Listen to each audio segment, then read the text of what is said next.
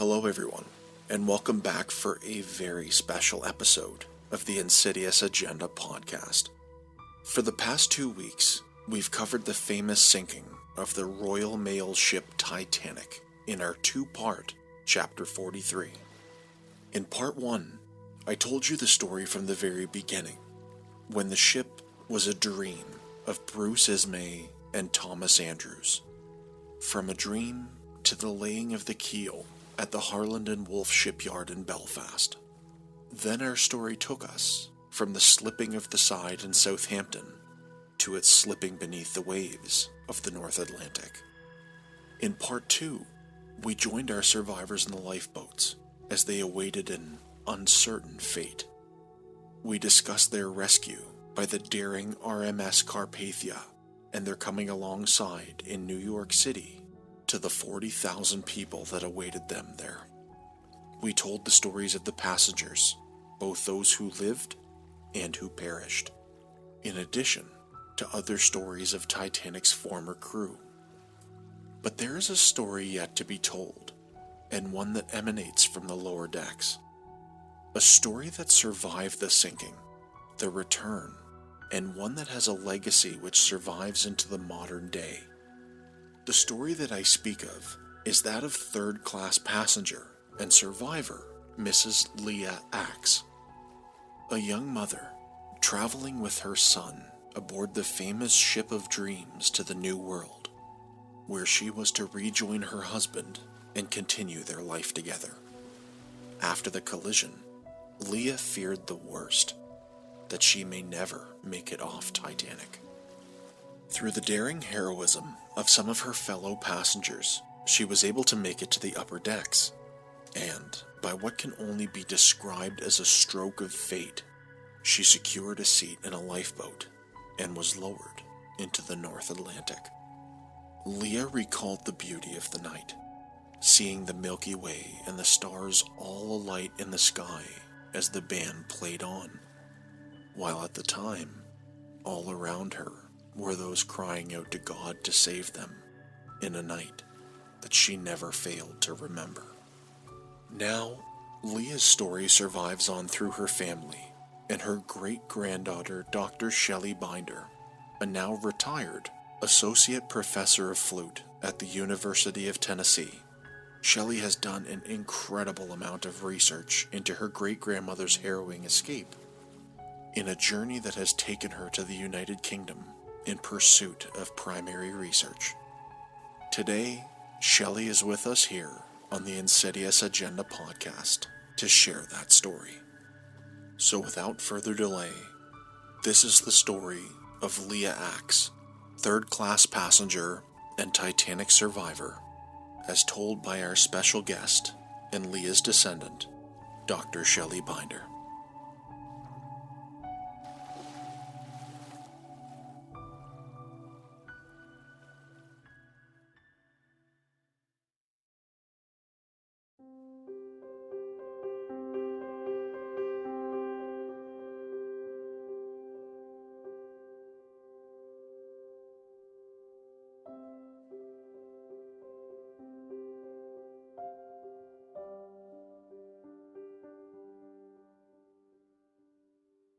I'm pleased to welcome to the show today my guest, Dr. Shelley Binder, a descendant of third-class Titanic passenger Leah Aks.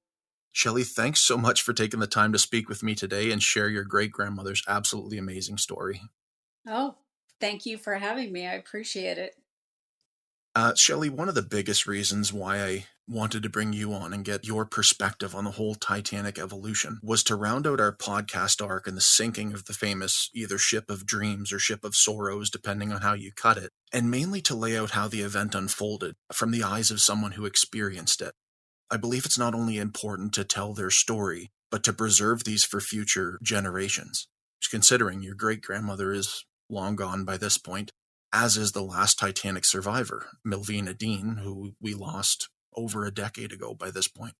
Exactly. And I'm grateful to be able to share her story and to, bring other third class passenger stories to light because I think they're somewhat less often talked about. Yeah, and I mean, especially when you consider the magnitude that nobody in third class had the fame of like a John Jacob Astor or a Thomas Guggenheim. They weren't the creators of Ismay and Andrews. They just really got lost in the fray, and unfortunately, so few of them survived that I think opportunities like this are absolutely wonderful. Your great grandmother grew up in Poland. What was life like for her there?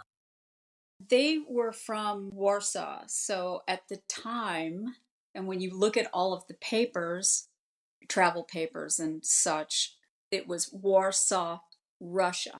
Why Russia? And that was because technically at that time it was part of Russia.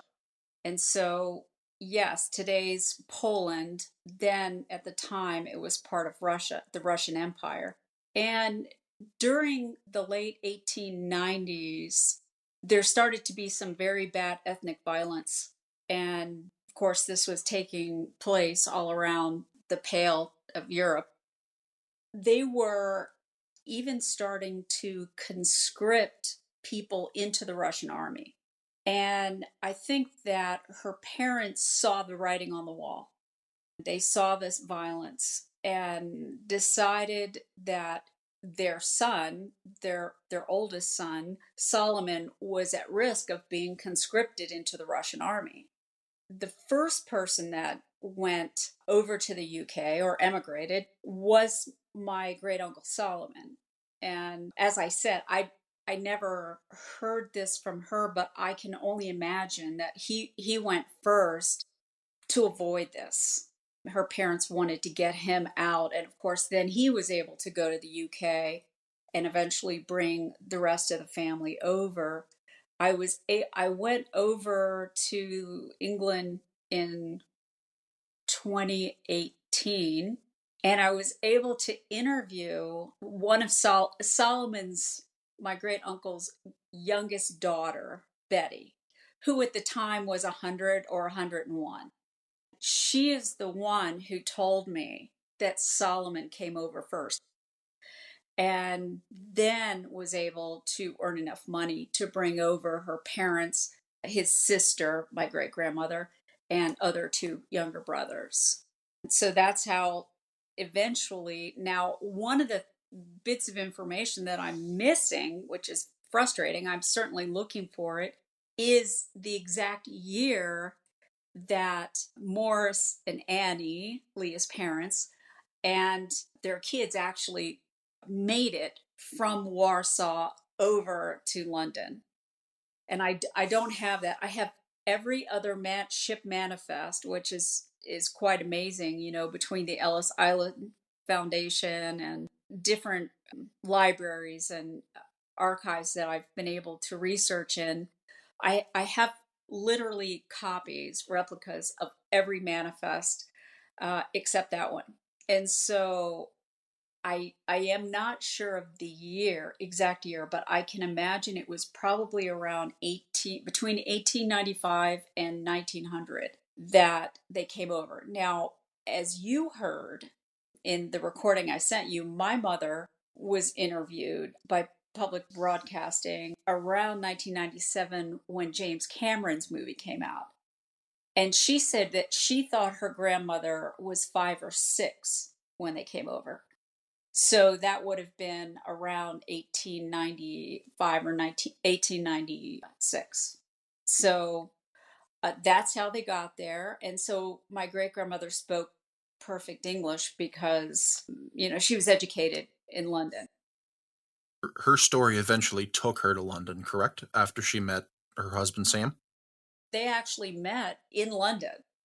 I just have to say briefly, and I don't think you know about this yet, but my great grandfather's story is probably just as interesting as hers in that he also came from Poland. His family, I don't think, was in as good a shape as my great grandmother's family, but I believe his father may have been killed in ethnic violence around 1904, leaving his mother and his sisters and brothers with nothing. So my great grandfather and a brother who were boxers, okay? Boxing was very big at that time around the world. as a sport. And, he was very much into boxing. He was very physically strong person. He was quite tall for the time period. He was 6'3". And so him and his brother, I believe, to save his mother and to rescue his siblings, literally just turned to the west and walked to the coast, to Hamburg, Germany. And it took them like a year and a half to do it. And they boxed, they boxed each other for demonstrations or other people. But that's how my great grandfathers got out.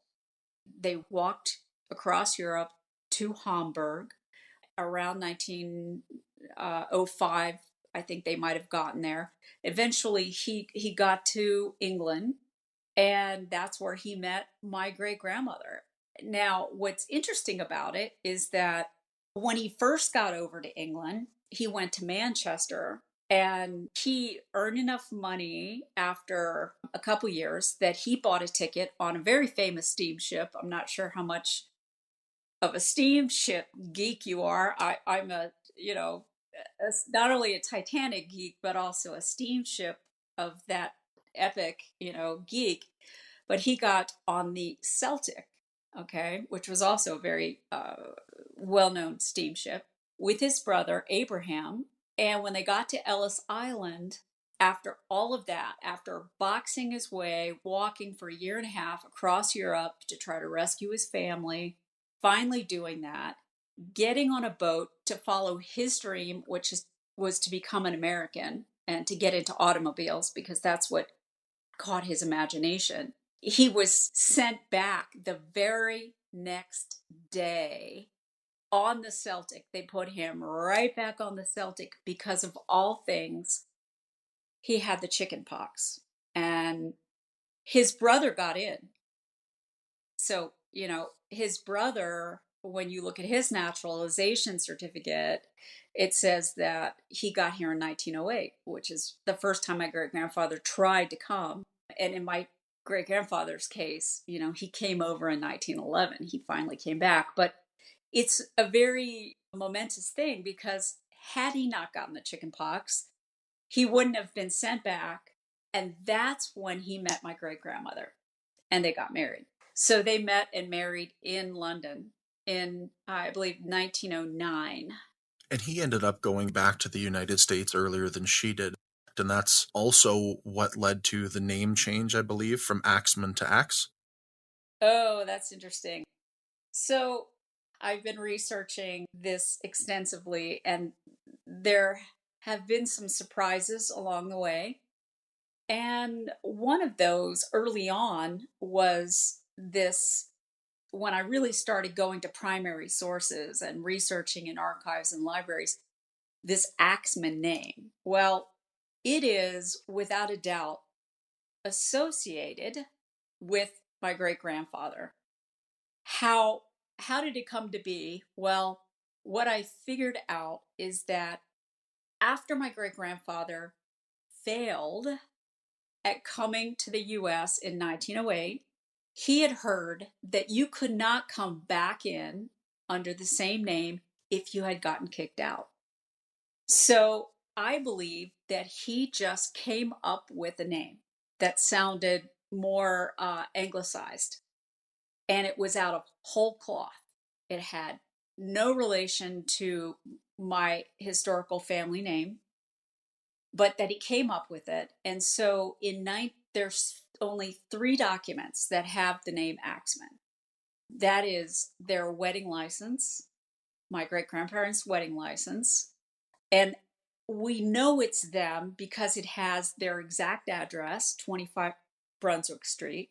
It has her father's real name and his father's real name. It's them, okay?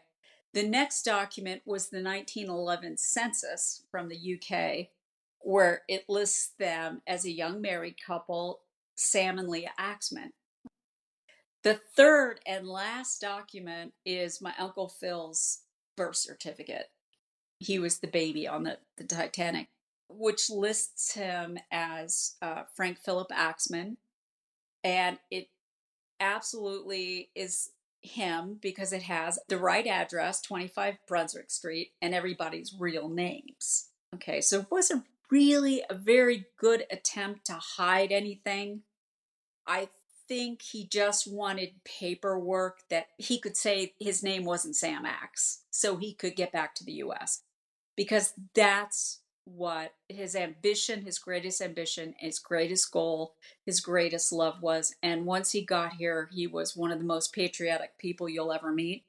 But in the end, what's interesting, and I also have this manifest, is that he must have figured out that that wasn't true, that you could come back in. And he did eventually come back in under his real name, Sam Aks, in 1911. He came over in September. In fact, he got here September 18th, my husband's birthday. That's why I always remember that. That was, at that time, his son was 3 months old. So he left when his son was 3 months old. And that name, Axman, in my family was never heard of again, to the point where I still have cousins, first cousins, who are named Aks. When I brought this to their attention, I said, "Have you ever heard the name Axman?" No, never heard it. It's because it's a totally made up fake name that he came up with to assure that he could get back to America. That's incredible. And it's amazing too how it's so like it bears so much similarity to his previous surname, and to find something that kind of aligns with it. And it's got that, it's definitely got that Eastern European Scandinavian-esque feel to it as well, which is also really neat. So why did he head over in advance of her? Was it because she was pregnant with the young boy, or Well, she had given birth in June. I think my great uncle was born June 11th, 1911. So he was there for that. I think that there's a lot of stories and a lot of evidence where the man would come first to set up someplace to live, maybe get a job, and prepare to send the rest of the family over. I can only imagine that that's what happened. Now, you have to remember, she's the only one in that side of the family that came over. Her father, Morris, and mother, Annie, and brother, who she was extremely close to, Solomon, did not want her to leave because this was for good. Okay. She was emigrating. And so I don't think they really wanted her to go. I mean, it was a big deal. Think about it. Maybe one of your relatives leaving Canada forever. I mean, it's just a big deal. It was still quite tricky and unsafe to some extent to cross the North Atlantic. They were considering that, and she had a 3 month old. So they said, if you agree to wait a number of months, we've looked into it and we have found a situation that we feel comfortable with. And that is, we will make up the cost of the ticket and we will send you over on the safest ship ever built. famous last words for sure. So, of course, that takes us up to the 10th of April in Southampton. Did she ever have anything to say, or was there ever anything in her story about what it was like getting on board, or what the first couple days were like underway? That's one of my great regrets is that, I knew her. Obviously, I come from a very close family. We all lived in the same vicinity of each other. But, she died 1967, and, I was only 8 years old. But that's the kind of thing now, that very question, that I could listen to her talk about endlessly. But I will just tell you my impressions, and that is, she was emigrating. I don't know that this was her dream, it was her husband's dream. I think it was part of the deal to get married, the knowledge that was part of the deal.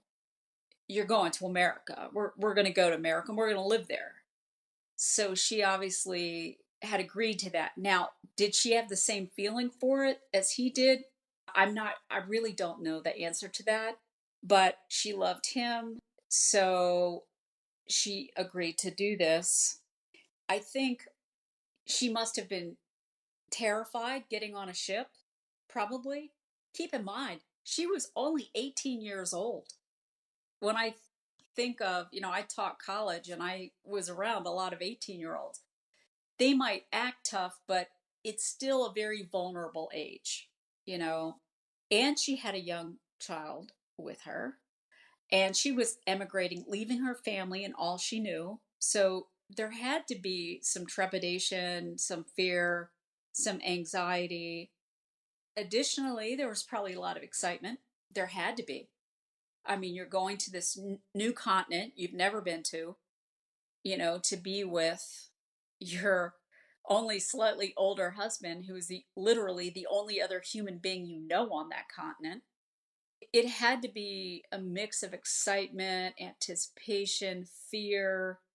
But I think also she came from somewhat of a very strict family, and that she was free.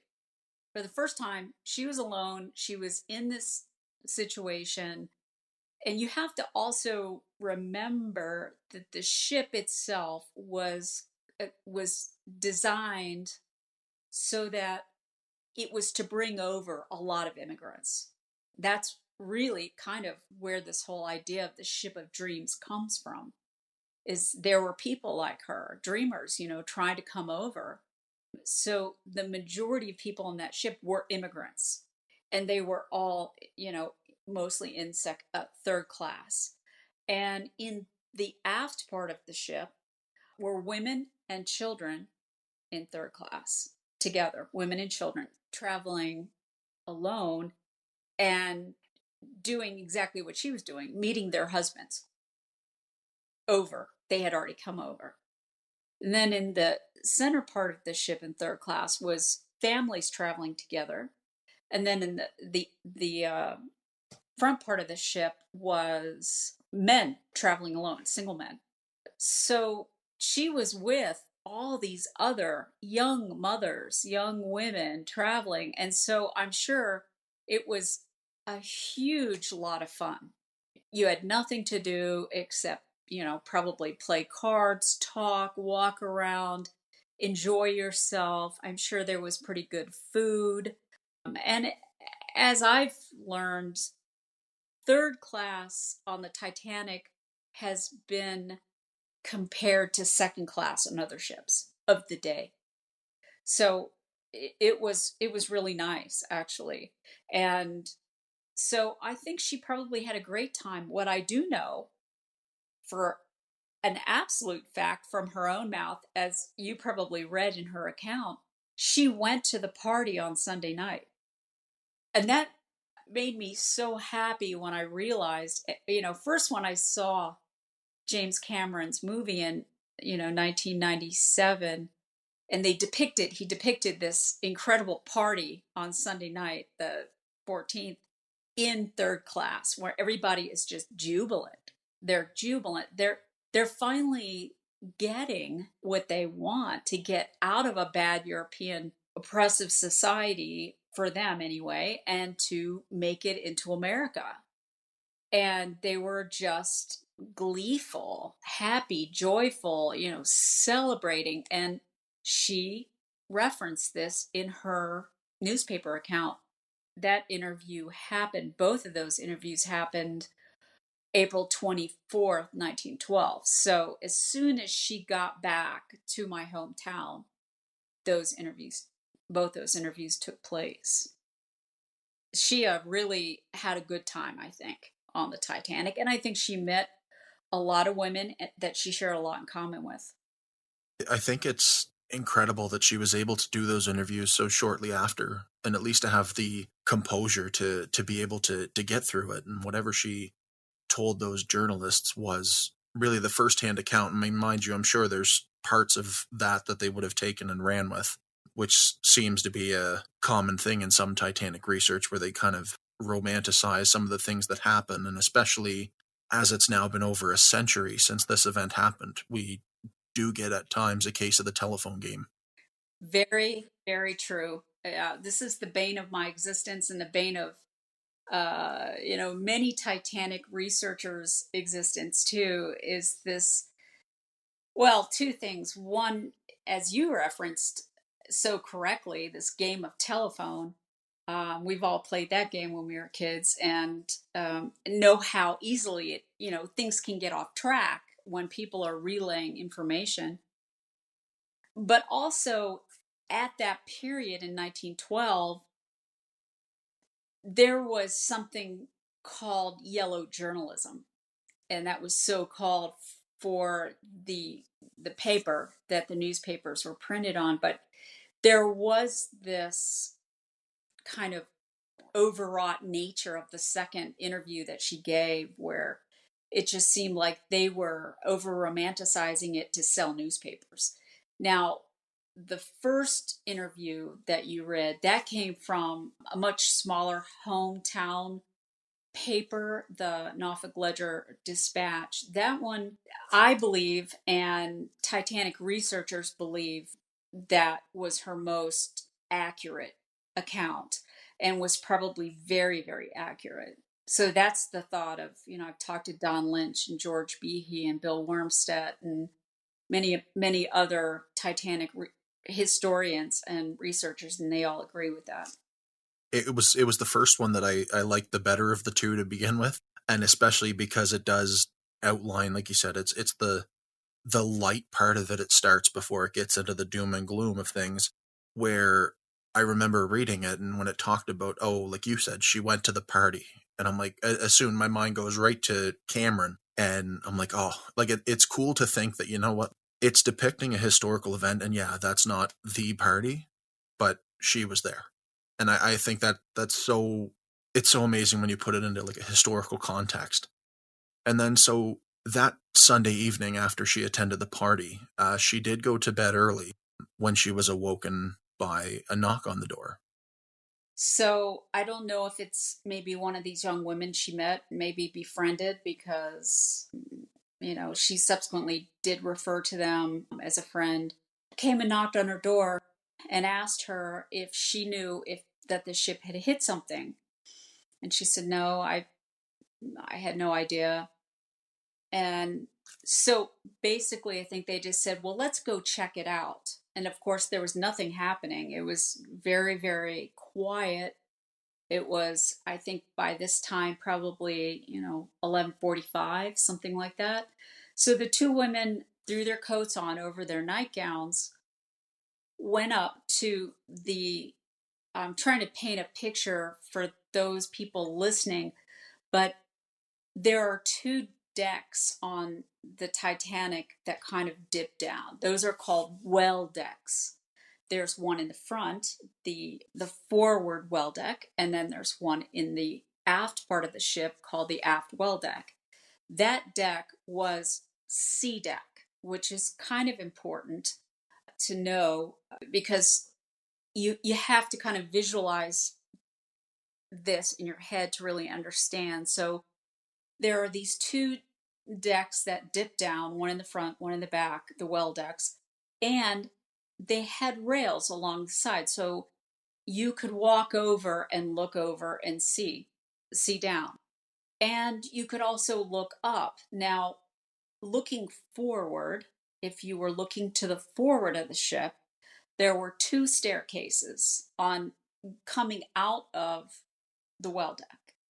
They were very narrow, but they were two staircases that went on either side along the sides of the ship, face as you face to the front of the ship, and they had a waist-high locked gate. Why was the gate locked? The gate was locked because that was going from the third class deck to the second class deck. Now, it sounds bad, okay? There's most people are just, when you say that, they're like, oh, that doesn't feel good. But what you have to understand is that the people in second class and first class had passports. They were traveling. The people in third class were emigrating. They didn't have passports. They were traveling basically as refugees to go to Ellis Island and then apply for admittance. into the country. Of course, we know how that first trip worked out for my great grandfather. So that's why those locked gates were there. Now, I will say, in the last 2 years, I've had 2 hip replacements. But if my life depended on it, I could get across that gate. The gate was not the problem. It was the fact that there were hundreds of people trying to push up those 2 staircases, which were narrow staircases. And of course, there was a log jam and they were stopped or impeded at the top trying to get over the locked gate. So from the C deck up to B deck, which was the second class step, then you had to go up to the A deck, which is the deck that had the enclosed promenade. And then from there, you had to go to the boat deck. Now, all of these decks were terraced. Okay, so you have to picture this. And each deck was approximately 9 feet or 9.5 feet from the decking of the previous deck. And there were various ways, there were staircases going up from C to B, but I believe from B to A, there might have only been like some Seaman stairs, which were more of like a ladder.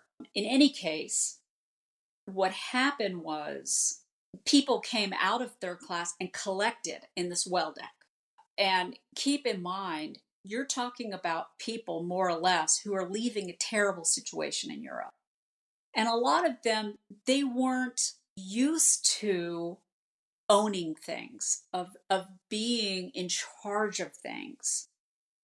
And so some of them didn't make serious attempts to get out of third class because that had been their lot. They were waiting for somebody to tell them what to do. And so, Mama Aks, even said that, people were just sitting there. These women and children were sitting on the deck. They didn't know what to do.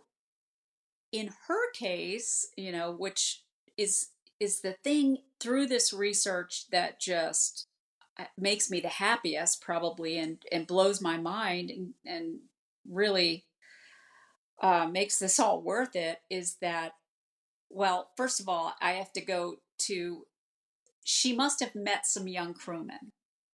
And she saw them, and they look down and they see that there are all these women and children sitting on the deck in the aft well deck with no prospects of a chance to get into a lifeboat because the lifeboats were on the boat deck. Okay. Now, some of the lifeboats were loaded eventually from A deck, but most of them went early on, you could only see them up on the boat deck. So these young crewmen looking down just to be heroes, honestly, just swung down, jumped down as young men, probably it's easy for them to do, 9 feet, 9.5 feet, like it was nothing, got down to the aft well deck and decided to bring some of these women up. Her words are that they used a human ladder. So I don't know if you saw when I taught the class in the footage of, what it might have looked like. So, maybe somebody said, step on my knee, step on my shoulder, step on my head, pass to the next man, put your foot on the next deck up. And then you had to get across a 3.5 foot railing. And of course, she says she had a hold of the baby the whole time, which is amazing because she was not a big person. She was like 5 feet tall. And my great uncle, Phil, the legend in the family is that he was 10 pounds when he was born. He was not a small 10-month-old, probably weighed 20, we estimated 23 pounds. So she's carrying this baby up this human ladder so that she can have a chance. This is what makes me really love this woman and be totally impressed with and amazed by her. She had the gumption to do it. She took that man's hand and she is going to do this. Now, keep in mind, it's estimated the time that she did it was probably around 10 minutes to 2. a.m. and the ship sank at 2:20. So now the ship is pitched forward, nose first in the water. So she's climbing up the back of these deck houses using this human ladder with these young men carrying a 23-pound baby. It's pitch black, it's 27 degrees outside, there's no moon, and she's decided to take this chance to fight for her life. And that's really what it was, because even if she did it and she got up there, there was no saying or no guarantee she was going to get into a lifeboat. So, man, she was tough. And that, I don't know anything that would illustrate mental toughness and bravery more than what she did that night. That to me was the better example of that story you always hear of the woman lifting the car off the baby. So I think we need to completely scrap that, and we need to use your great-grandmother story, because climbing up a human ladder with a 23-pound baby in her arms, oh my God, what a feat. Well, not to mention, I mean, the ship is now tilted forward in the water at quite an angle. So it was, and it also at a certain point was tilted towards the port side. So this is not an easy thing. And she had just given birth. She, was a small person. It had to have been just pure adrenaline and I don't know, guts. Yeah, it couldn't be anything but gut instinct to get up there. Yeah. And especially to find her way to a lifeboat, almost not make it on with, except for the one passenger who left the lifeboat that had to be with her love, similar to, like Isidore and Ida Strauss kind of deal, right? Right, right. Yeah, I think the next thing to talk about is the fact that she got separated from her baby in the process of the chaos of this time. And the way I think it happened was really illustrated in the demonstration I did with my class, which is Bill Wormstadt, who's very well-known Titanic historian, and was part of like On a Sea of Glass, which is one of my favorite Titanic books. He's one of those authors. He said she always said she went up holding the baby the whole time. He said that's impossible. I said, why do you think that? And he said, well, she would have to put her foot on the deck, but then she had to make it over a 3-foot railing. And she, like I said, she was a really tiny person. So, that in itself, you can't do that holding a big baby. You have to hand the baby to somebody, because you can't do that over that 3.5-foot railing. And that's what was illustrated in that demonstration, that even that young woman who was my great grandmother's size, I found an actress who was her size, and I had a baby doll, and I made sure I weighted it down so it was the appropriate weight. And even she, who was very physically fit, could not get over the rail holding this baby. So she handed the baby off to people on the other side. I think what happened was, as I can kind of imagine it, she got to the top, and to help her. Now, keep in mind, it is truly the 11th hour in the middle of the North Atlantic, in the absolute worst possible situation you can possibly think of. It's freezing cold. It's dark. The ship is heeling over. It doesn't have much longer to live. She gets up there, and I think she, out of the corner of her eye, saw what she thought was somebody throwing the baby overboard. Well, I do think she saw that. And I'll tell you why. Because in my research, I found evidence that on the port side, as the ship was listing to the port, the effect was that the lifeboats swung away from the ship.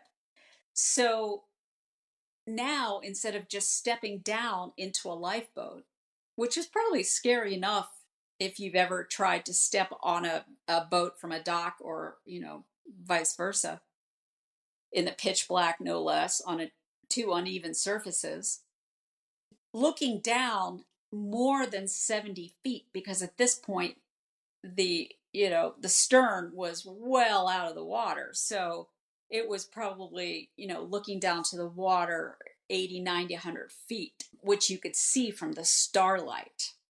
It had to have been utterly horrifying. In fact, that reason alone kept people out of lifeboats. If you can imagine stepping across a meter, looking down. So the crewmen, including the baker, who became very famous because, he supposedly was drunk, when he realized the ship was sinking, went back to his cabin. Charles Jockin, or, his name is often mispronounced, came back out and then proceeded to help in every way he could think of, including helping and coalesce a group of men who then were forcibly throwing women and children across these gaps into lifeboats. So I believe she did see that. I believe she saw that's why she went crazy. She thought she saw him thrown overboard, but you couldn't see the lifeboat. Because now, not only was the ship tilted down, but it was tilted, towards the left, the port side. So they were swung away from the ship, but also out of sight. So to her, she did think he was thrown overboard, but he was thrown into a lifeboat. And just said, I can really imagine this. What am I going to say to my husband that I lost his baby because somebody grabbed him and threw him overboard? So she was like, I don't even want to live. I don't want to have to tell him that, and I think she contemplated like doing herself in, because she really believed he was gone. And how is she going to explain this if she lived, So that's kind of the story on the back of, in the well deck, crawling out of third class. You also have to keep in mind to paint even more color, as if it weren't already dramatic enough. About 10 minutes to 12, they started setting off the flares. So now they're in the aft well deck. Well, first of all, I didn't really do a very good job explaining this. The first time she came up with the friend who knocked on her door with, just a coat over her nightgown and a hat, there was nobody up there except a crewman. And they said, is the ship in any danger? And he said, oh, no, no, no, no, no. Go back to bed. So while they were up there, just two young women, I probably would have done the same thing.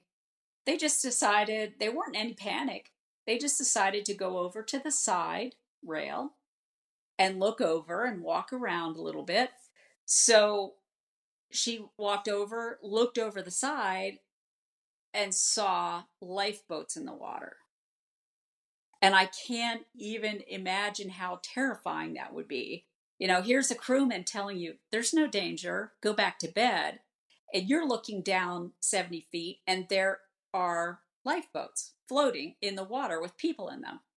And then you're looking towards the front of the boat on these, very tall raked deck houses, after which at the very, very top, the boat deck, there are the lifeboats. And you're thinking, I'm dead.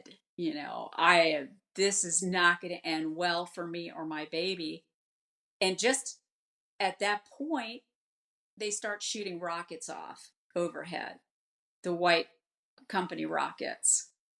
So now she must have been like, oh my God, right around that exact time, they started to have to release the steam through the whistles. So at that point, if you've ever heard close up a boat horn, it's the most, bone shattering, earth shatteringly loud sound, which they usually only blast it, a couple times.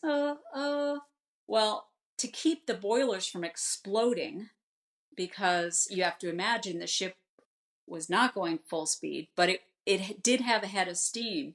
So they had to vent the steam out to avoid catastrophic explosions. And there was a consistent blasting of these horns for almost an hour. And they said it, some people said it was the loudest thing they had ever heard. It was just almost nauseating. It was so loud that you could get right up into somebody's face and scream right in their face, and they couldn't hear a word you were saying. They had to read your lips. And so, these men, first of all, Captain Smith canceled the boat drill for Sunday that day. These men had never worked these lifeboats. It was a brand new ship. They still smelled like new paint, wet paint. And so they're trying to communicate with each other, strip off the top of the lifeboats, provision them, do this, do that, get them ready. But they can't even hear each other because of the blaring of these horns. It was a total, disaster, and a miracle that anybody managed to live through this. Truly chaotic. Yeah, and that's even in my research. It was they had to communicate through improvised hand signs and through demonstrations of other crew members. So I can't even just begin to imagine the scene of you can't believe what you're seeing and now you can't hear. And in any situation like that, your mind wanders so far into the black that you can't even process what's going on to begin with. I can only imagine what your grandmother must have saw, like, especially when you consider that she came up from the aft well deck, and then you get up to the boat deck and you might not even have a chance to get on board. And in her case, it was a stroke of luck that she was able to get into the lifeboat and take somebody else's place that ultimately pulled. The only thing I can refer to is the Rose DeWitt-Bicator move from Cameron's film of when she jumped back on board, and your great grandmother was fortunate enough to get her seat. Well, it's interesting, actually, now that you mention it like that and evoke the name of Rose, you have to. I don't know your position on the 1997 camera movie or any of the really famous Titanic movies. We didn't talk about that beforehand, but something that people ask me often and that I find that people aren't really sure of is how accurate a job camera did on the movie, and why some of the events appeared to be fictionalized, but others seem to be taken from other movies. Okay, well, I can explain that. James Cameron is a Titaniac, first and foremost, and has done incredible research himself. He knows what he's talking about. He has done serious primary source research, including what I did in 2018 when I went to the UK and I got a reader's card to go and look at Walter Lord, who wrote A Night to Remember. He donated all of his research to the Caird Museum, which is part of the Maritime Museum in Greenwich, England. And I was able to go for a week, and I just spent every moment poring over this research. And I know that Cameron did the same thing. So Walter Lord in the 1940s, I think primarily in early 50s, talked to 85 Titanic survivors, including my great grandmother. Okay. He asked them for their handwritten accounts of that night and talked to as many people as he could. And he did amazing research. It's really, I mean, I taught college. I know good research, and it's excellent research. And that's the research that James Cameron used.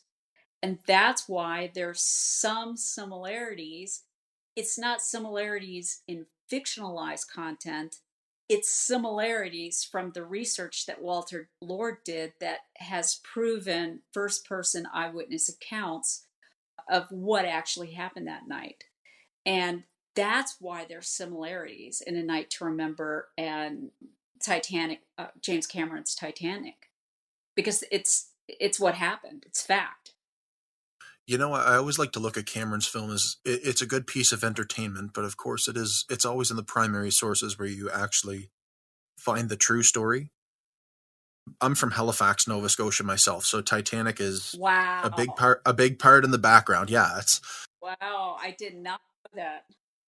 yeah. So I've been to our Maritime Museum of the Atlantic. I've seen the deck chairs and a few of the other pieces that the city has collected Mm-hmm. since the event. Um, and I've been to the Fairview Lawn Cemetery. I've Right. seen the Titanic graves of when the McKay Bennett returned to Halifax. And with Cameron's film, I believe that the beauty in that film is once you actually look into the Titanic itself, it's in the little nuances that you might not get on first glance. So, especially when you look at like the character of Jack, the one thing that I find is interesting, and I remember going when I was very young after I saw Cameron's film, and you go to the Fairview Lawn Cemetery and you see the gravesite of Jay Dawson. And I remember seeing all the flowers. I remember seeing the little notes and the cards and all these other things that people left, not realizing that it was actually Joseph Dawson. Even when he and Rose are going through the ship and he starts playing with a piece of coal, I didn't realize until that point that, well, the true Joseph Dawson was a coal trimmer on the ship and was involved in, I'm sure, the smoldering fire that took place in the coal compartments and then actually moved some of the coal or a lot of the coal to the port side, which helped correct the list later on and might have even bought them a couple minutes, right? So it's those things. I never try to judge movies as historically accurate versus entertainment. I like to take them at face value and just appreciate them for what they are. But it's when you get into that Titanic research, and like I said, you see all those little nuances and whatnot, that whether it was actually something consciously put in there or subconsciously just happened, I think that's where the beauty in Cameron's film lies. But of course, if you're looking for the true story, you always go to the primary source research for sure. So when your great grandmother got into the lifeboat and was lowered away, I know in her accounts she mentioned watching Captain Smith go in and out of the last lifeboat before deciding to get out to go onto the deck. She also noticed Isidore and Ida Strauss and made a comment that she wouldn't leave her husband, which is another common big research point that Cameron does demonstrate as well. Were there any other interesting stories while she was in the lifeboat that have kind of made their way through history? Something that is interesting to people is that she lost a lot of her hearing due to the cold in the lifeboat. It was bitter cold, and you have to imagine that it. Of course, we don't know exactly, but when you get to this temperature, it doesn't really have to be exact. It was about 27 degrees, and the water was about the same. Okay. The only reason, of course, it wasn't frozen completely solid was because it was salt water. But the night of the 14th was itself important to talk about. Why? There were a number of things that kind of set it apart. One is that it was a moonless night, so absolutely no moon.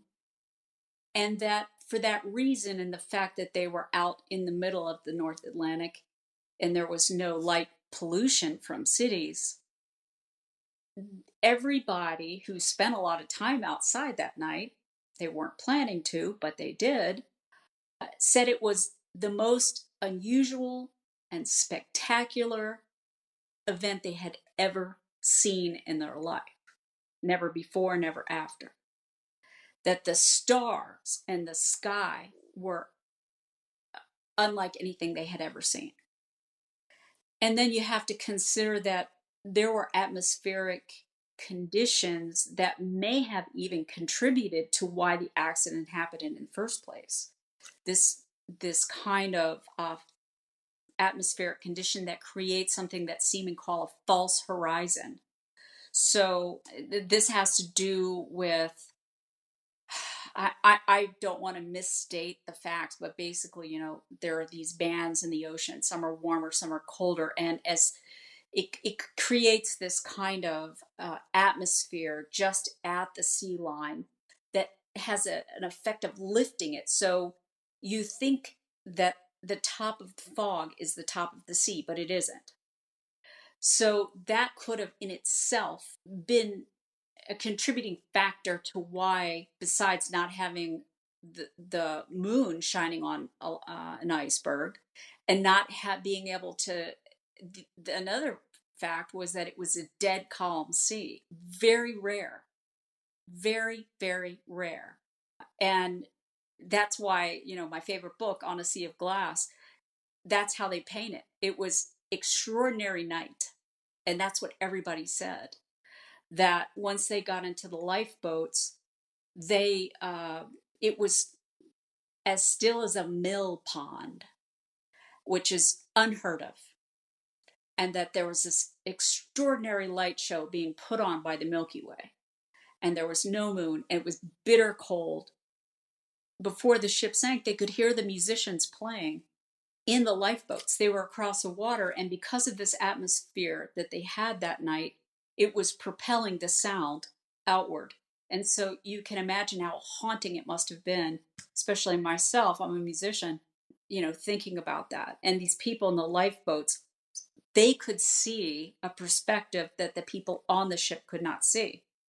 They could see that the ship was sinking. But because the ship was so big, the people on the ship, they knew they were in trouble, but I don't think they really realized. Okay.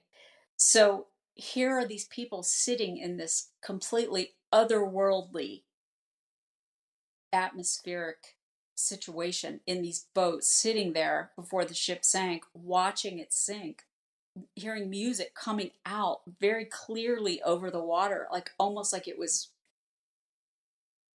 coming from a radio right there. And how utterly bizarre and mind numbing it was.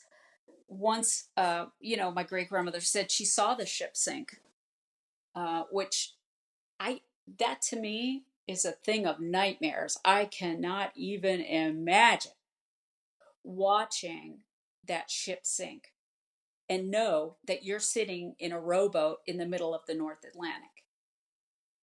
I don't know, I've thought about it. What is a fate worse than dying on the Titanic?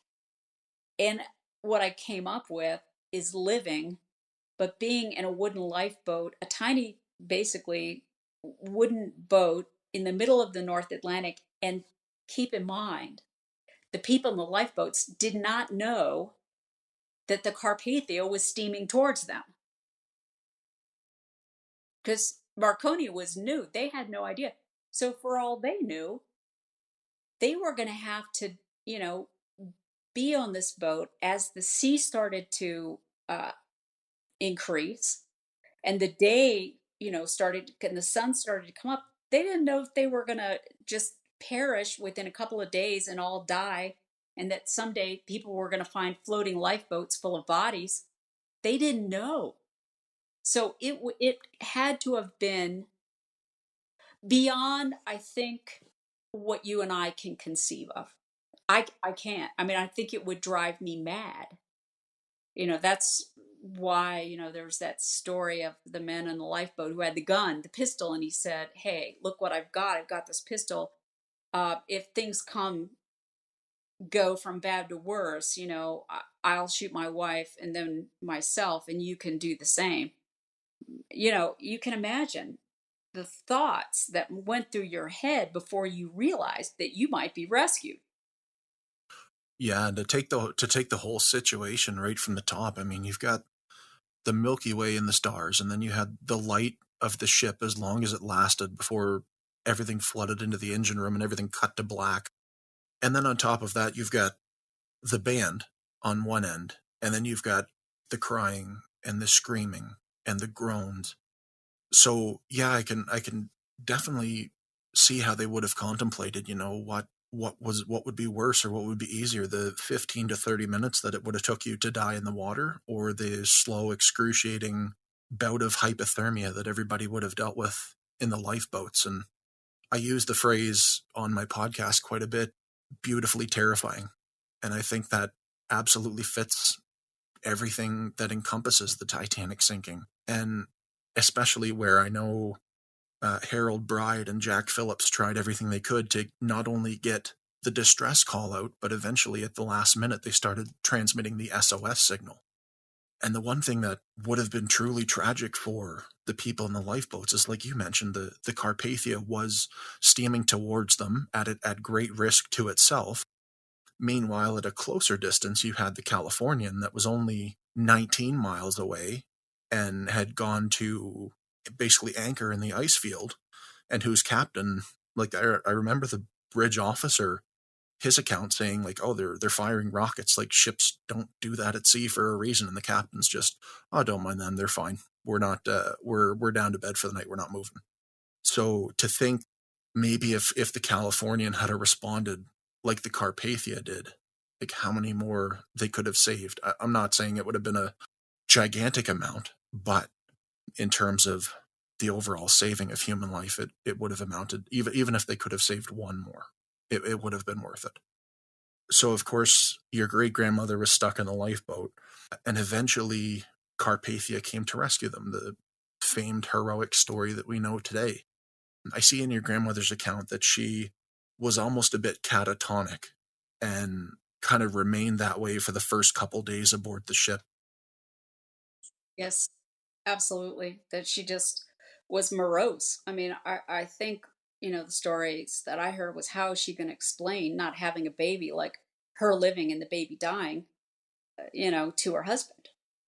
That unto itself turns us into probably one of the, like the human ladder, probably one of the more amazing points of your great grandmother's story, where she was actually reunited with her son under interesting circumstances, we'll say. Indeed. That's a story that I don't, first of all, through my research, what I found is that, what I was told growing up, that's the game of telephone that you referenced. So this is my mother's grandmother. And like I said, we come from a very close family. So my mother was extremely close to her grandmother. And I think they did talk about it a little bit. But you have to understand, she did not like to talk about it like most Titanic survivors. And the thing, I have a video of my dad, which is from just a couple months ago, and he's 92. And he remembered that in 1960 or 61, Mama Aks, they were over at their house for a party, and she called him out onto the porch and was saying how upset she was that she could not get the sound of the people screaming and shrieking and dying in the water out of her mind. She could never get past that. That was the worst thing that had ever happened to her. So dribs and drabs from her did come out, but she always told my mother, and my mother told us, that Mama Axe was standing on the deck, and on the set of the Titanic, and that's where she met Madeline Astor, who said, "Your baby looks cold," and took off the scarf and wrapped it around him. Well, in subsequent years, most of the Titanic researchers have come up with that they don't think that my great grandmother was on lifeboat 13 and that my great uncle was on 11. Initially, that was thought to be the case. And of course, Madeline Astor was early on near the gymnasium on the starboard side, like we talked about, and could have maybe interacted with my great grandmother if she had been there. But I don't think she was, to be honest with you. I think she did. I know that she did interact with Madeline Astor, and I can tell you where and how I found out, which is, really, really cool.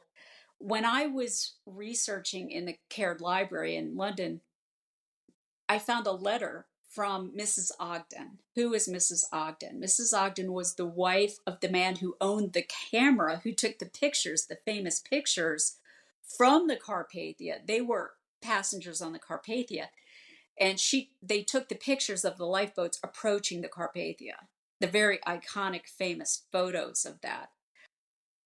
And she was a socialite, and she knew these ladies. And she was explaining that all the officers gave up their cabins to first class women on the Carpathia. And so in Captain Rostron's cabin was Madeline Astor, Marion Thayer, and Eleanor Widener. Okay. That's where I learned it, was in a letter that I found, that an account that Mrs. Ogden had written to Walter Lord and sent to him during his research. It didn't have that much to do with my great grandmother, other than I realized that what happened was, after a couple of days, they dragged my.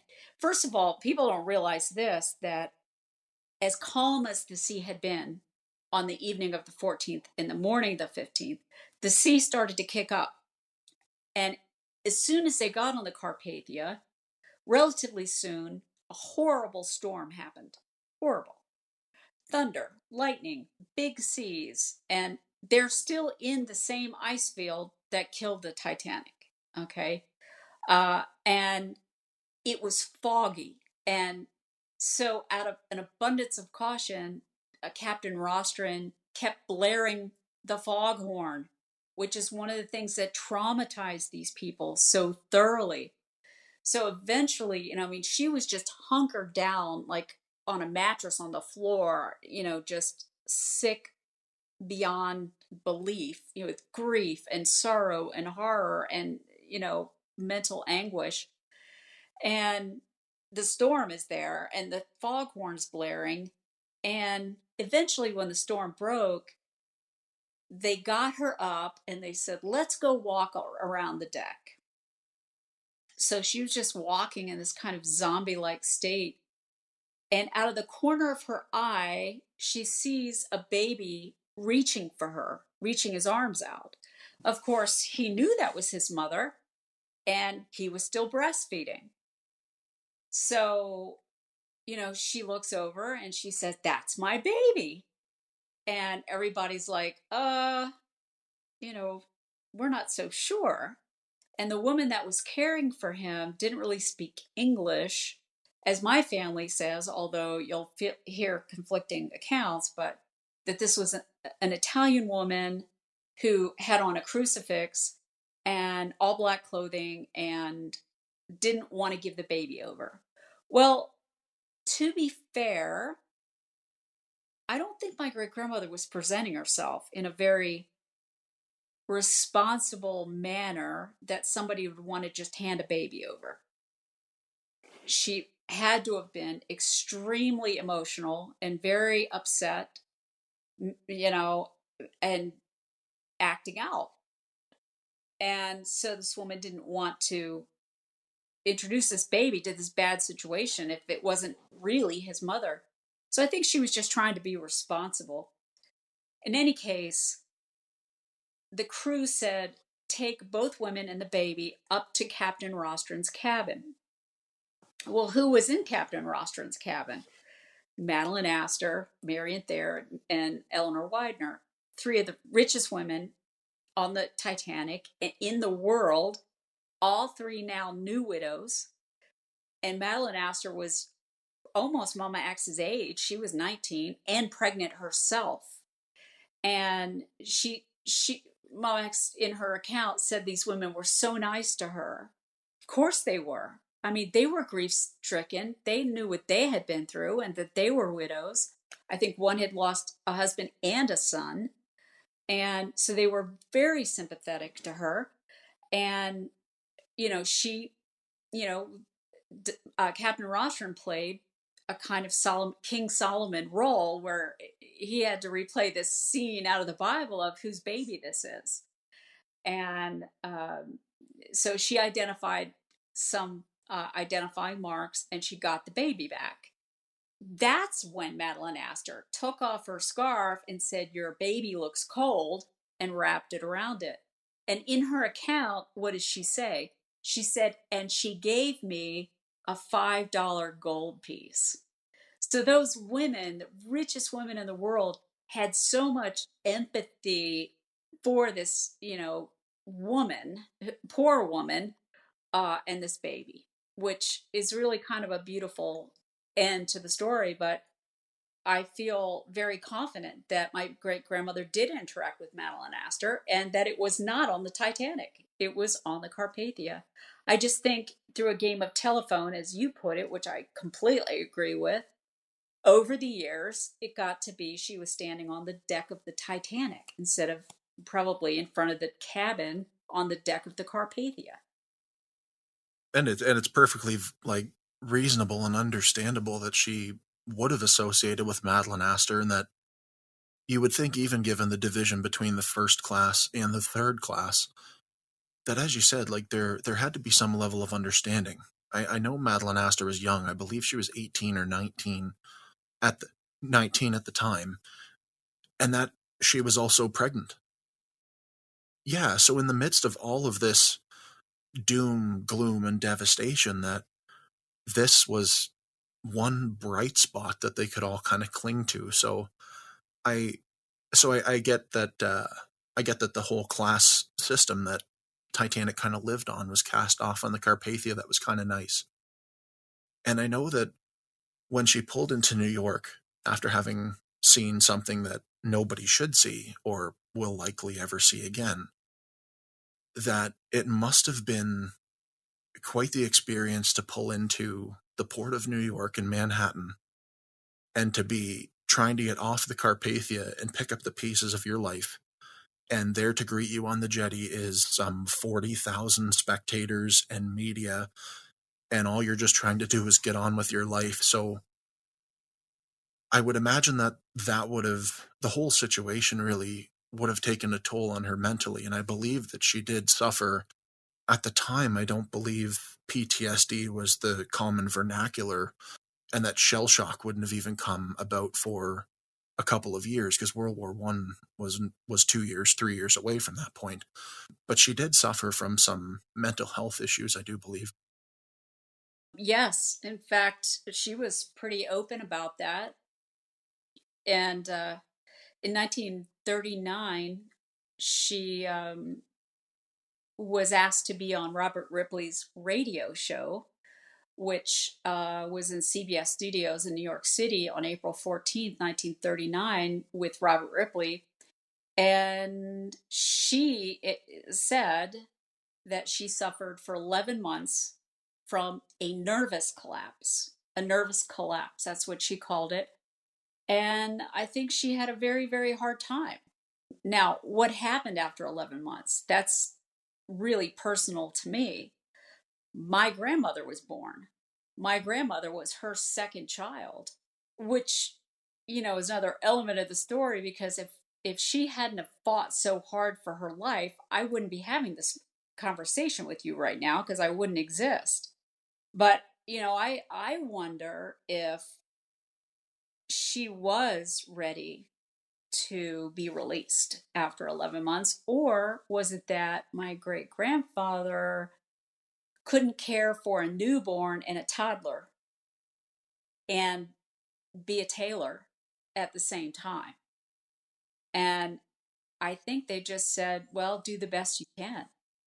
To me, what I think is evidence for her emotional situation is that on my grandmother's birth certificate, it doesn't have what my grandmother always thought her name was, and my great grandmother always thought my grandmother's name was, and my mother thought my grandmother's name was, and I thought my grandmother's name was Sarah Carpathia, which is a beautiful name, named in honor Captain Rostron for everything he did, but giving her back her baby.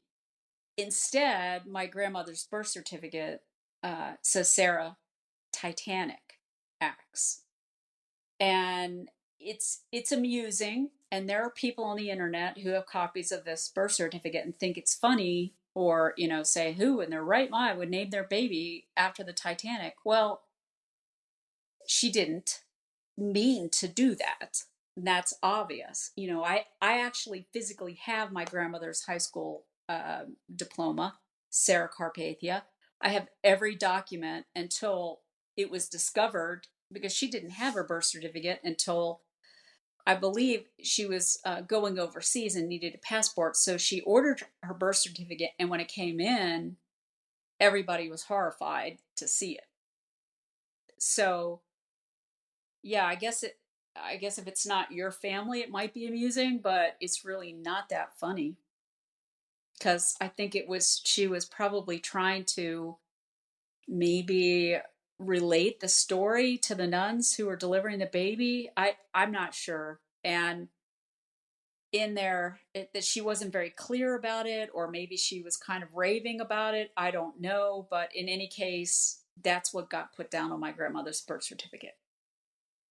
And I'd like to say that I'm surprised, but I'm not surprised by people out there today that would poke fun at that, especially when you don't understand that, given the name Carpathia, what symbolic importance that was to her, like her grandmother or her mother. My apologies. And I, like I said, I'd love to be surprised, but I'm not. So your grandmother lived out the rest of her days. I believe she passed in 1967. And was she guarded about the telling of her story until she passed away, or in her later years was she more open to it? Absolutely. I think her life was interesting afterwards. I think, as she got on with things and my grandfather, got into a better financial situation, and they were able to, eventually in 1915, she had my great uncle Harry, her third child, and they were raising their family. My my great grandfather's dream finally, he achieved that. He wanted to be in automobiles, which is interesting because he owned a junkyard. So technically, he was in automobiles, but they also sold auto parts and, had a wrecking service. And yeah, I can only imagine. My great grandfather was such a character. He was a local celebrity, really, and he was such a man's man, if you can imagine. I mean, I actually met a man who, at the time, was in his late 80s, I think, who I met in the strangest conceivable way, who was telling me that he was in the Navy and stationed in Norfolk, and he met my great grandfather because he had all these stories, and he drank and played poker and did all kinds of stuff. He was a boxer. He was quite a character, much bigger than life. Really funny, charming human being. And his junkyard, I think, became kind of a place where people went and shared stories. And, some of them might have been some pretty big fish stories. But he did, I think my great grandfather thought it was cool that his wife was on the Titanic. And he started talking about it. In fact, this guy who contacted me, it was because in the Titanic community is very close, and a young man named Josh Noble, who's absolutely wonderful, contacted me, and he said, "Hey, I was on eBay, and somebody's using your family name and saying that they have something from your family, and you should know about it. And uh, here's the listing." So I go there, and it's this gentleman that I'm talking about. And he was advertising a spoon that had been on the Titanic for sale. Now, of course, if it had been a spoon off the Titanic, it would be worth a lot of money. But he said he got it when I wrote to him and I said, how did you get this? And, I'm family and I'm curious. And he said, well, I don't know who you are. Can you prove who you are?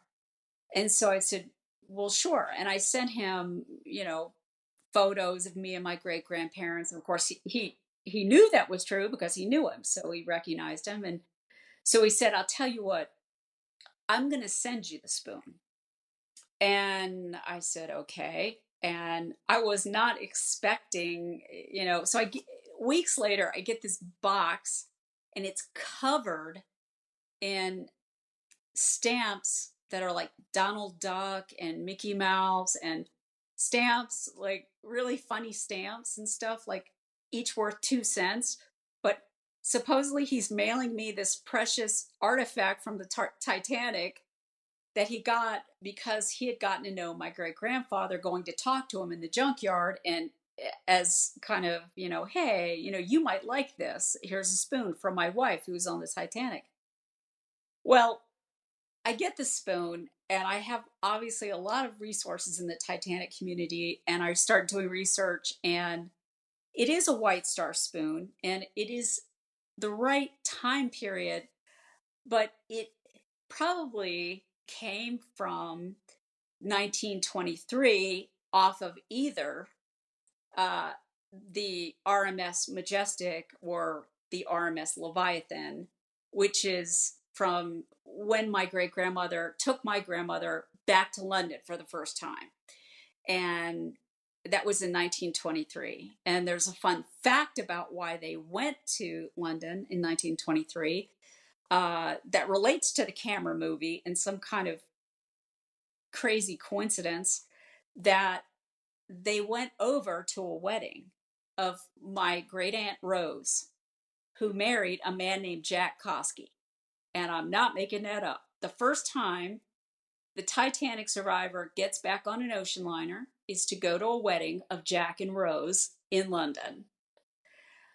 But so the experts for silverware and artifacts that I've spoken to and had it validated, it was from um, you know either the Majestic or the Leviathan, which were also White Star. I think it's cool that she stayed loyal to the White Star brand.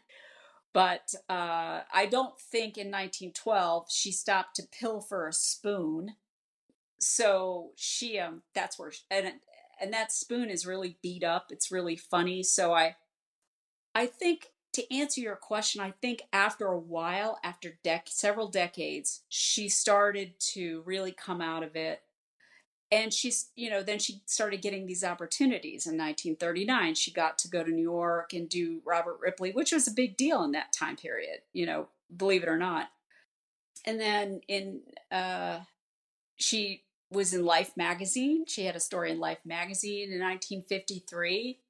And then in 1953 also, that was the premiere of the first so-called Titanic, big time Titanic movie.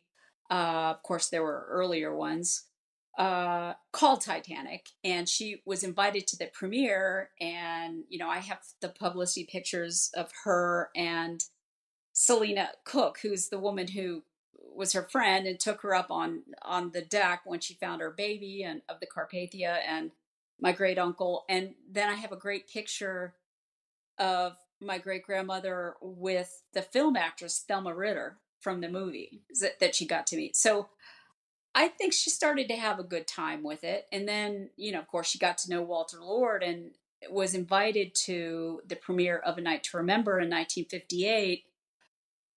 But her son, my Uncle Harry, had had a heart attack in 1958 and was very, very sick. And so instead of going to the premiere of A Night to Remember, she went to Washington to be with her son. But she had a lot of really cool experiences that she, ordinarily would not have had. And I do think my great grandfather thought it was kind of cool. I think he enjoyed it initially. While he still was a tailor in 1913 when my grandmother was born, he put an article in the newspaper calling his shop the Titanic Tailor Shop. And you know, I think he thought it was a way to make money, but also kind of cool. And it does kind of bother me. And I wonder if, he did this and had a whole bunch of people coming over to get hems put in who wanted to talk to her about something she didn't want to talk about. But my great grandfather was very smart about opportunities. I'm going to say it in that way. How is that? No, that's perfect. And it's always like either one of the two sides of the coin. Either it's everything's let be and it kind of lies on the bottom of the Atlantic, or we dredge it up and we kind of parade it out to the public. I know that she did get um, money for the newspaper accounts, which they sorely needed.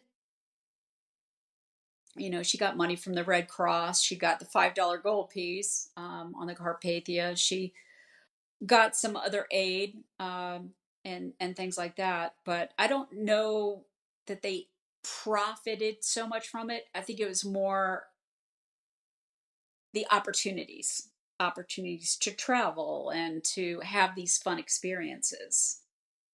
Which is kind of, especially when you put it in the context of like the end of Cameron's film, when it kind of pans over the rest of Rose's life and you see all of the little amazing things that she did along the way. It kind of reminds me of that quite a bit Mhm. too. And like you said, she got to take part in so many things and tell her story and all that. And I think that's beautiful unto itself.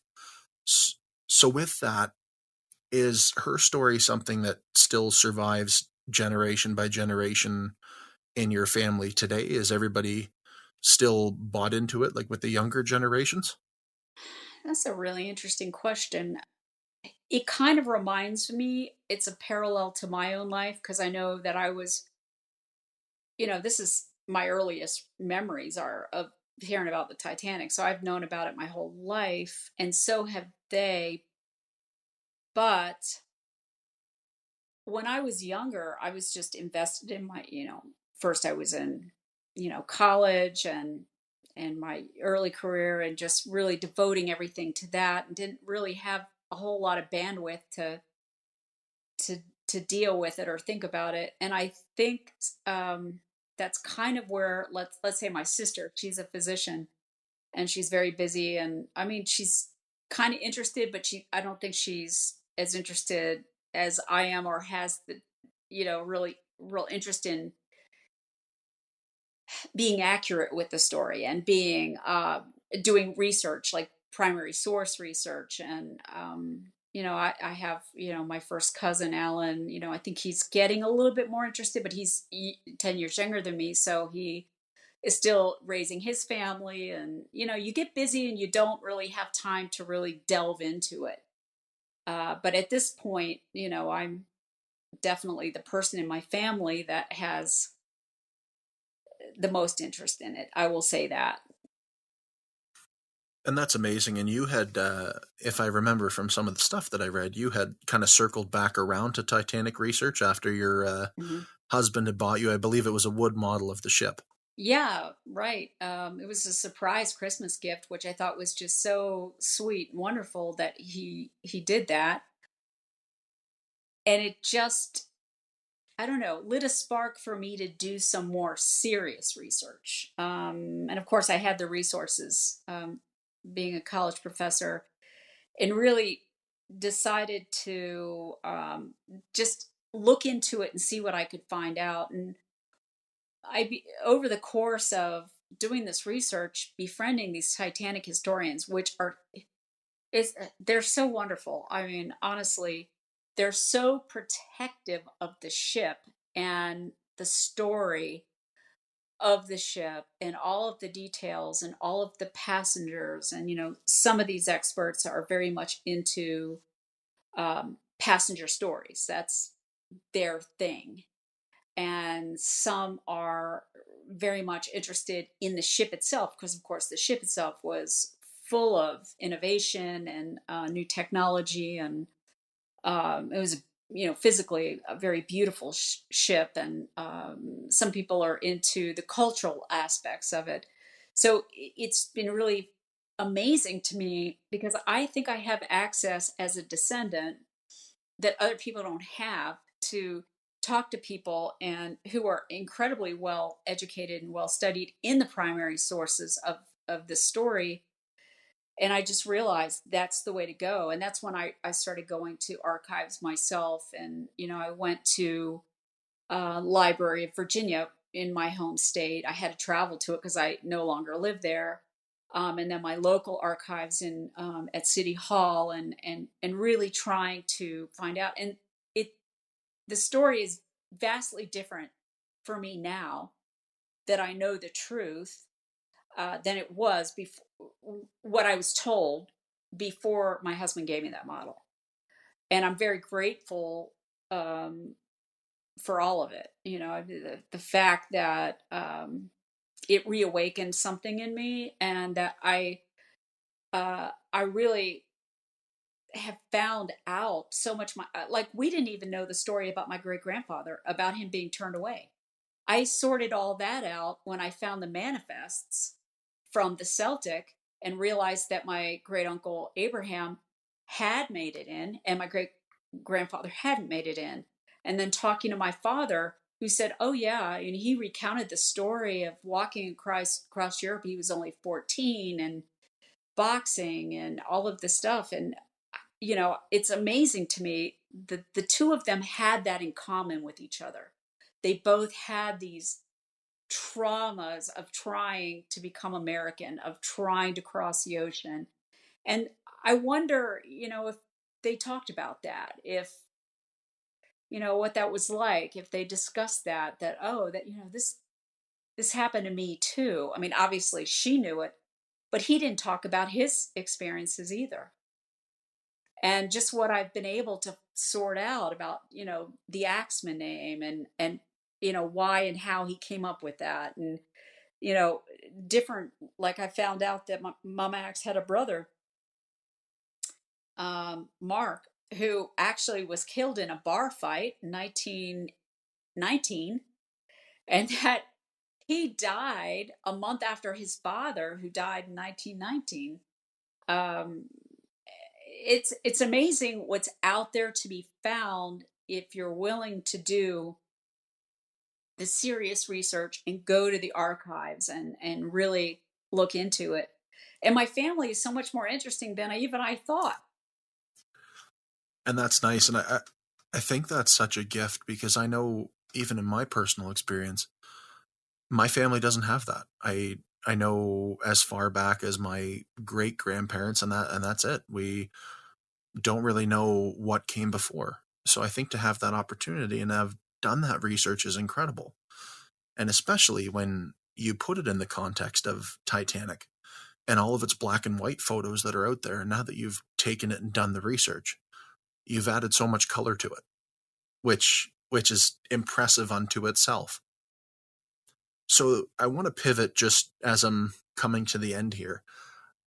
With your class that you did on Titanic at the University of Tennessee, how did that go over for you? Was there a lot of value added with it? Did you learn a lot more there than you would have having not done it? Interesting. I think what it did for me was it introduced me really to several groups of young people who were interested, helped me understand the perspective of 18-year-olds.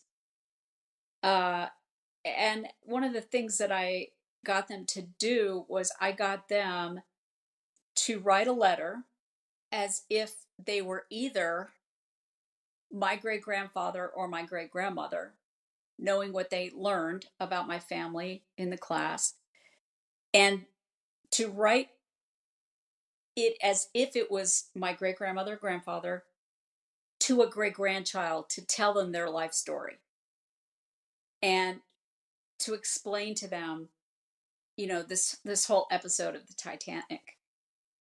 And it was really interesting to me. I mean, one person wrote it from the perspective of my great grandfather, and it blew my mind, because I hadn't really thought about it yet until they said it. Of course, this now was probably 8 years ago or something, but when they said in the letter, when I learned that the Titanic had sunk, I couldn't believe it.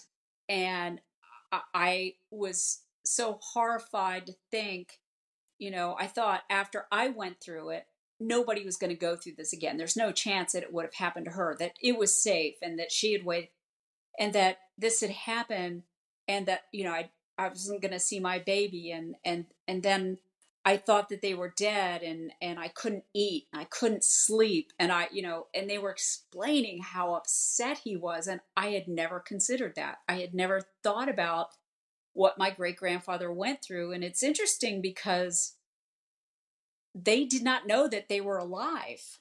Her family in London didn't know she was alive, and her husband didn't know she was alive until I believe it was the 18th. And the Carpathia, got back on the 19th.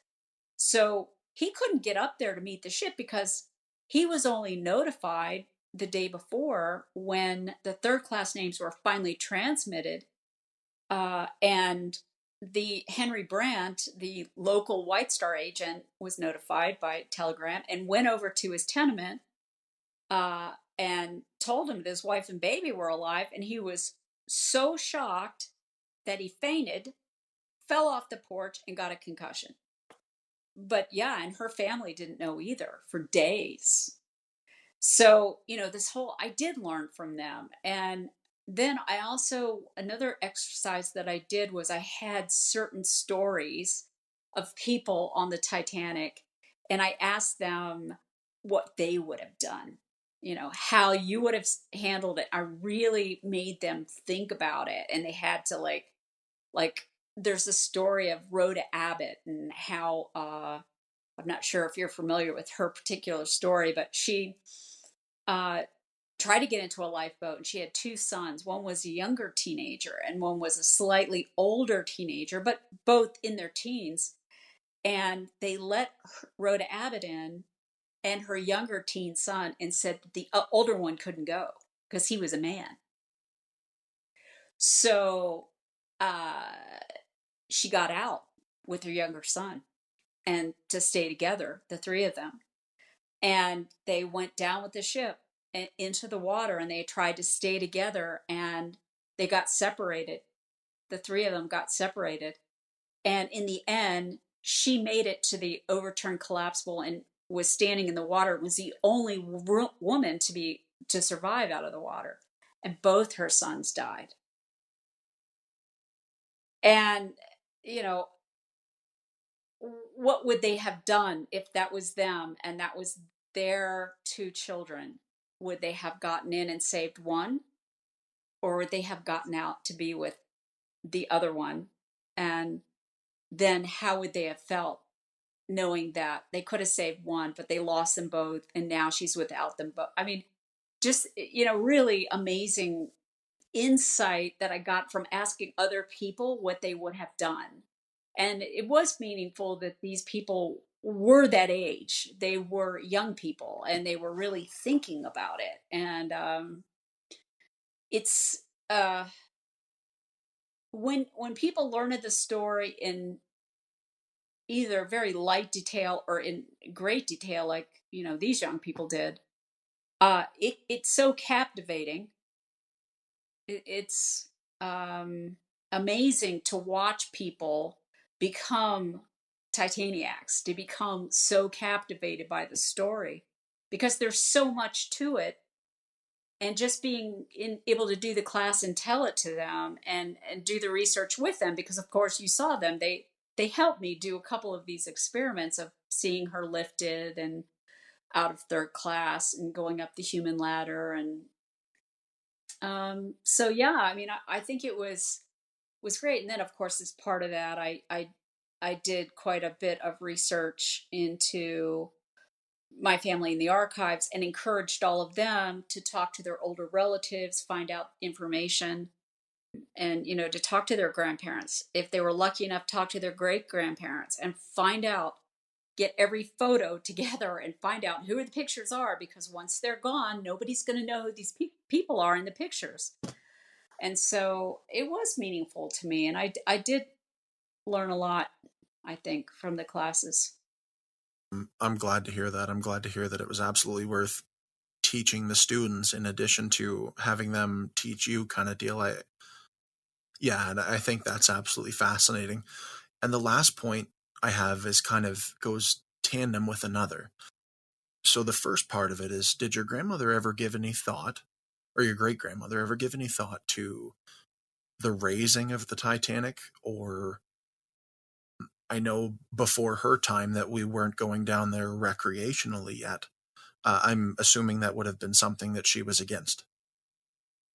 I don't know the answer to your question. I do know how my great uncle felt about it because, well, when she died, she actually died.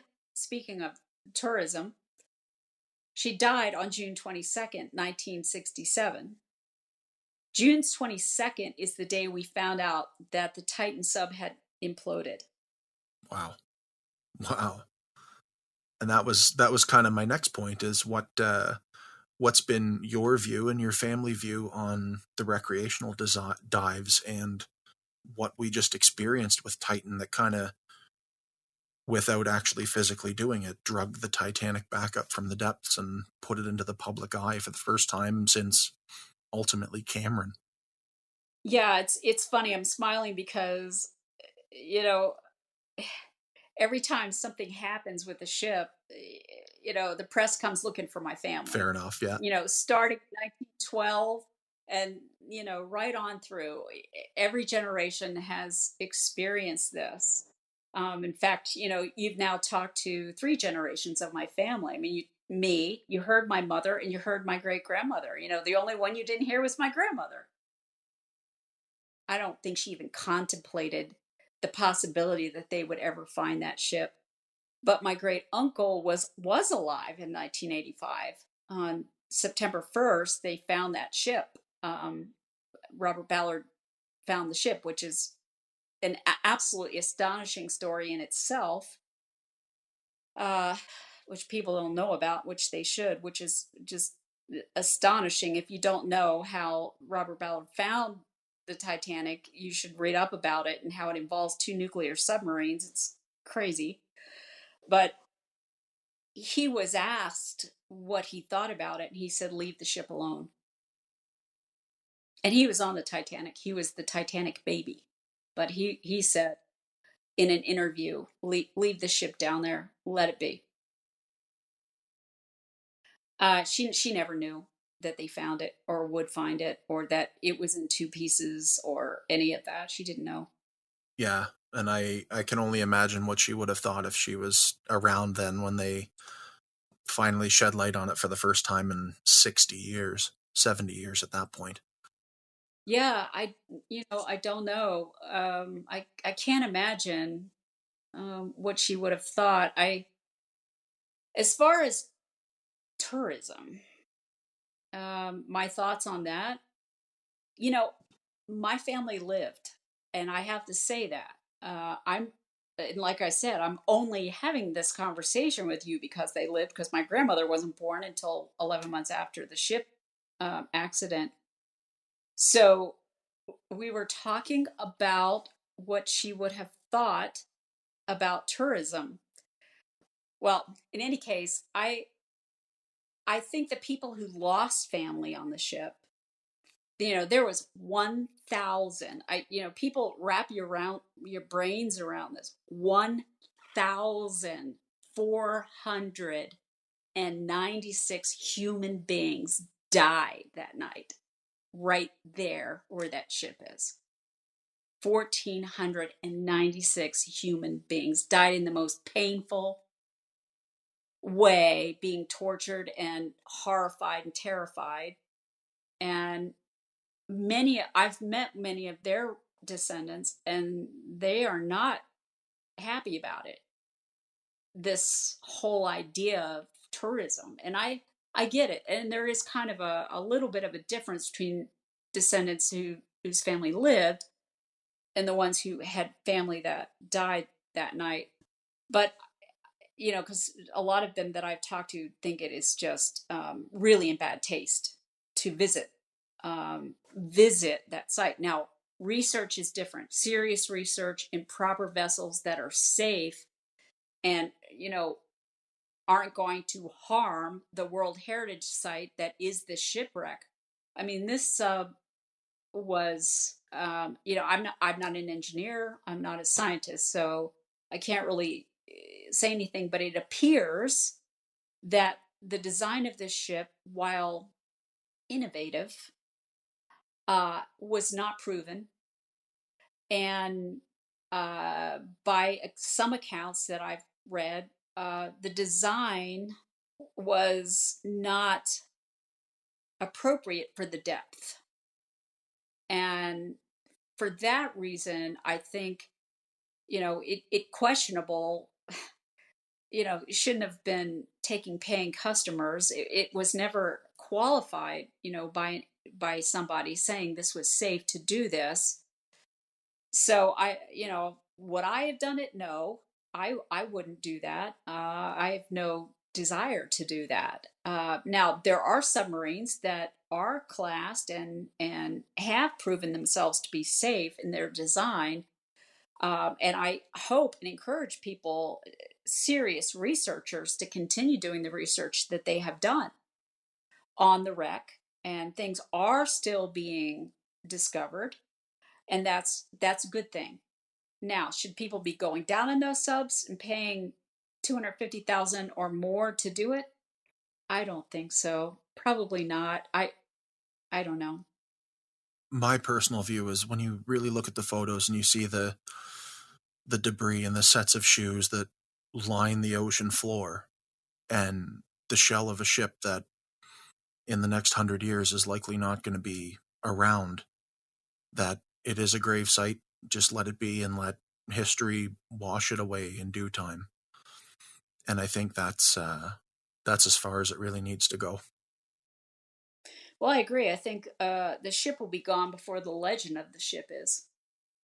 But I hope after I'm gone, people will continue to do serious research, serious primary source research. And I think there are still things that are being found out that are more accurate. And can I just say, I know our time is running short, but the coal bunker fire, you mentioned that earlier. Uh, these conspiracy theories are just ridiculous. And I understand some weird human need there is for conspiracy theories, but as far as the coal bunker fire, I consider the reason that I'm having this discussion with you today is because of the coal bunker fire. Because had it not, had those trimmers and the coal workers not taken all of the smoldering coal from the starboard side and moved it to the port side, causing, before any accident, a slight list to port. If they had not done that and the side of the ship was open to the sea, the inrush of that water would have caused the ship to capsize to the starboard side, and nobody would have escaped. So I I think I'm here because of the coal bunker fire. I'm grateful for it. But I also believe it was completely a non-starter. It had nothing to do with brittle steel, why the ship sank, nothing. Pointless, ridiculous, leave it alone, people. It's nothing. The other reason, the other thing is this whole switch theory between the Olympic and the Titanic, and that has also been completely and thoroughly debunked because they brought up pieces of the ship. And in this ship company, Harlan and Wolff, they stamped the whole number of the ship into each piece. Every piece is marked 401. Well, the Olympic was 400, and it's very clearly 401, which is the whole number of the Titanic. So it's been proven it's the Titanic. It's not the Olympic. Period. Let it go, people. It's just pointless. And it's especially with that coal bunker theory where when they moved it and it corrected the position of the ship, that it's often quite thought it bought them an extra 30 minutes.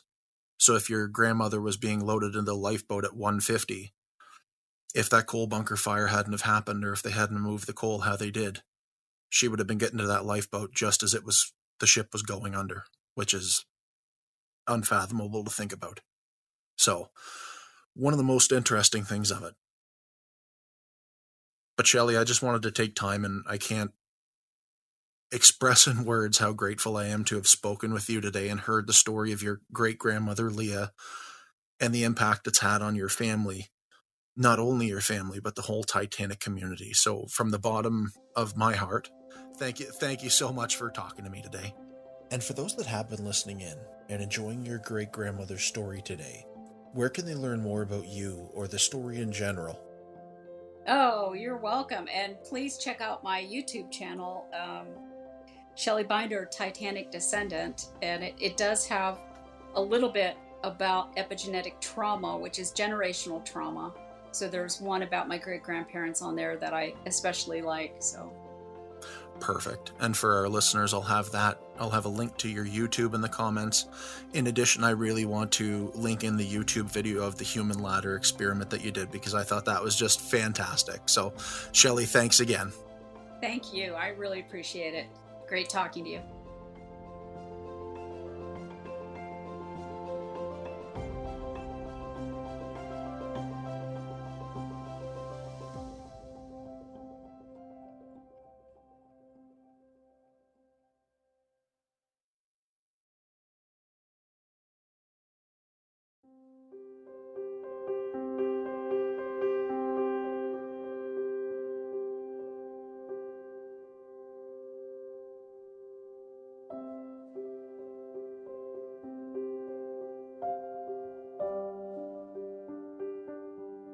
And so we bring to a close one of the more incredible stories from the sinking of the RMS Titanic. My interview with Dr. Shelley Binder and the story of her great-grandmother Leah Aks will round out our 3-part arc on the RMS Titanic.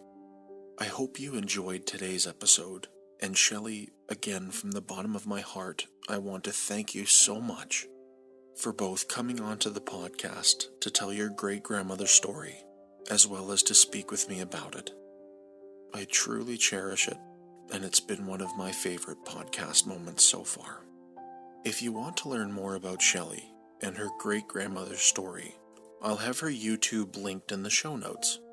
In addition, there will also be a video link to that showing the human ladder of how her grandmother escaped, which Shelley conducted at the University of Tennessee a number of years ago. Before you go, remember to subscribe so you could find your way back next week for another amazing episode. And if you liked this week's episode, please give us a rating or a review, or if you're watching on YouTube, hit that thumbs up button. New episodes of the Insidious Agenda podcast release every Tuesday at midnight Eastern Standard Time. But for now, it's time to close the cover of the Insidious Agenda. As always, I've been your host, Nick, and I'll see you again next week.